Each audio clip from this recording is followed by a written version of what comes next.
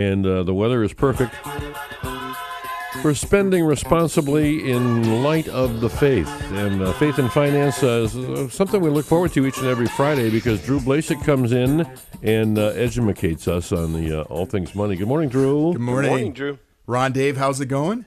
Good. Great. How are you doing? I'm looking forward for the heat. I guess Ron told me 97 today, which is sounds pretty exciting.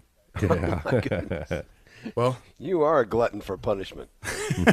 sacrifice, right? So a couple things. We could talk all things Federal Reserve. Federal Reserve Chair Jerome Powell strongly indicated that the central bank will soon, so he's talking about September, be cutting the interest rates in the latest speech. So that's kind of big in economic world because everything reacts to it. It's like a frat house. When they announce that, the whole stock market jumps in. And you've seen the stock market going up and up, and now it's like 41. Yeah, With the setting Dow. records again. Set record high, and they love the rate cut. So they're talking about 25 to 50 basis point cut. And for people to know, a 25 cut means 0.25%. 100 cut is a 1%. Okay, gotcha. How that works. Wow. And Powell's remarks suggest the end of the Fed's aggressive inflation fighting campaign, which has been trying to increase the interest rate. So real quick, if anyone knows about this, that the Fed has a dual mandate, which is inflation and unemployment, and they are opposite. So if you raise rates, you deal with inflation, but you can cause unemployment. And if you cut rates, you can help out unemployment, but then it could raise inflation. So they are the custodians of our economy. See, this is why we depend on you because we don't understand any of that stuff. Well, I think it's kind of crazy because they're the ones that caused the whole issue with cheap money for all those years, 20 years. And then they jacked up the interest rate, which was the fastest increase and the shortest period of time in recent years, which caused the housing issues we have today, which caused the market issues.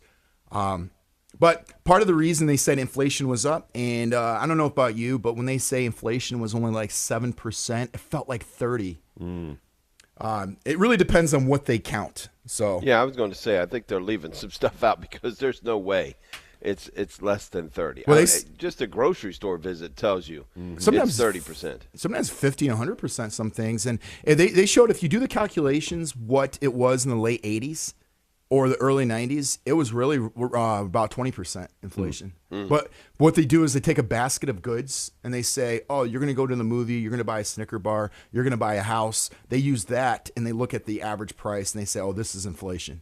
So they do they don't. So it's whatever they calculate. They can manipulate that. They could change it.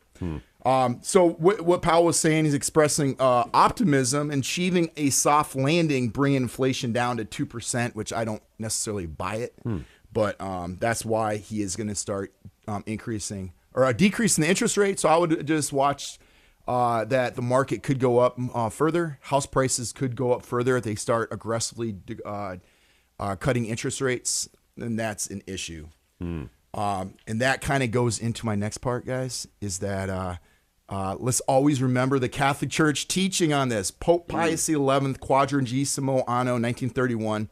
Just as it is gravely wrong to take from individuals what they can accomplish by their own initiative and industry and give it to the community, which is communism. There's a grave sin. So also it is an injustice at the same time, a grave evil and disturbance of the right order to assign a greater and higher association what lesser and subordinate organizations can do.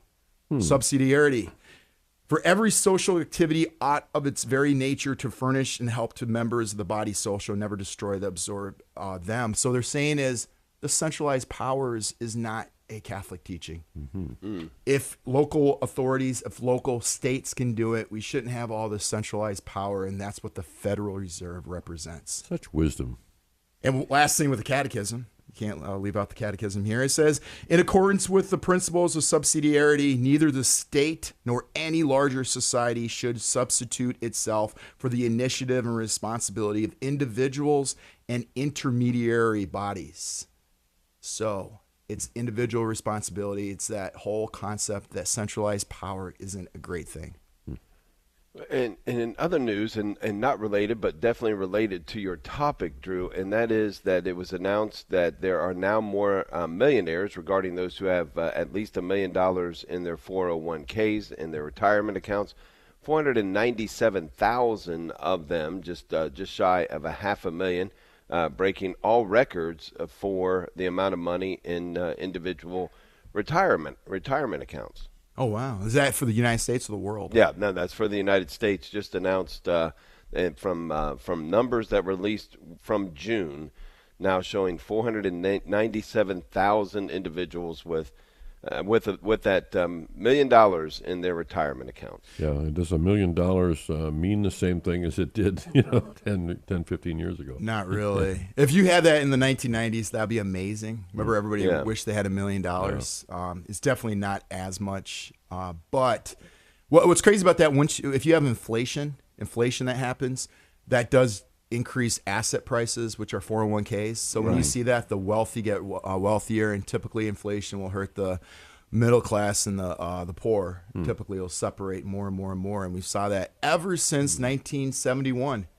You guys know what happened in 1971? 1971. No. We went away from the gold standard before that, right? Or no? Well, there's two different gold standards that we went away from. In 1933, FDR went away from individuals could cash their money in for gold.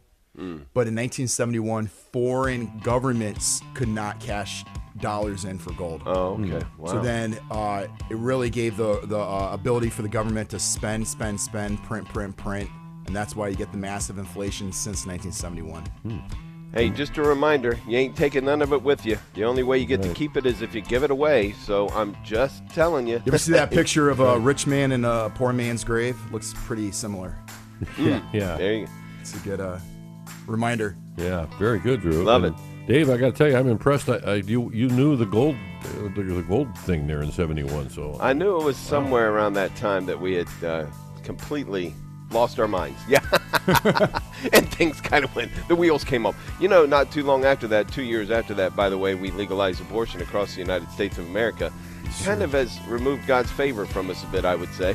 Yes. Drew Blazsik, thank you so much for Faith and Finance this morning. Have a great weekend, a long weekend.